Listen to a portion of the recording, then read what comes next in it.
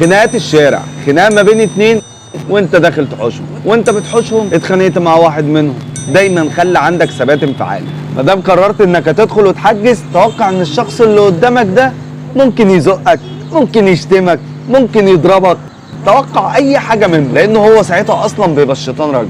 فانت ساعتها التمس له مليون عذر عشان تقدر تفض المشكله.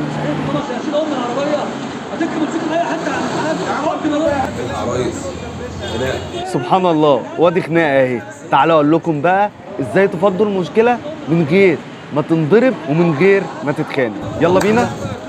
يا عم صحيح، خلاص يا سيدي، قلنا العربيه هتركب موتوسيكل اي حد. بالك بقى تشيل العربية يا عم مش شايل العربيه يا عم، والله احنا هتشيل العربية.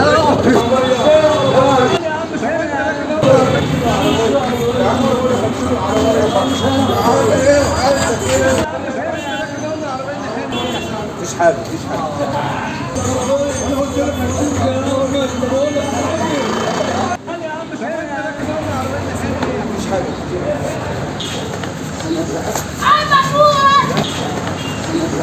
يا عم في ايه يا عم؟ انت بتمسكني كده ليه؟ يا عم انت بتزقني كده ليه؟ يا عم بتتكلم كده ليه يا عم؟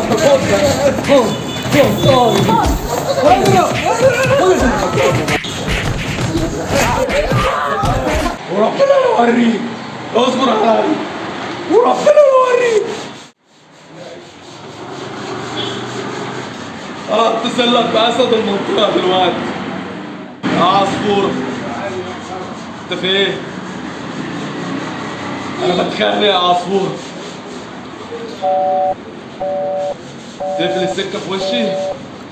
ماشي يا اسد المنطقه، وربنا يوريك. اقفل يا ايمن بالله عليك دلوقتي يا ايمن.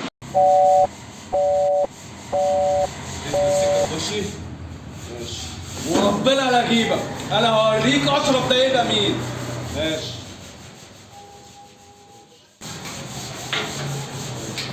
ماشي ماشي يا عصفور. ماشي، وربنا لا اجيبك، وربنا لا اوريك. يا ايمن بتصور يا ايمن؟ يا ايمن ما تنرفزنيش يا ايمن بالله عليك. والله لا اجيب حق.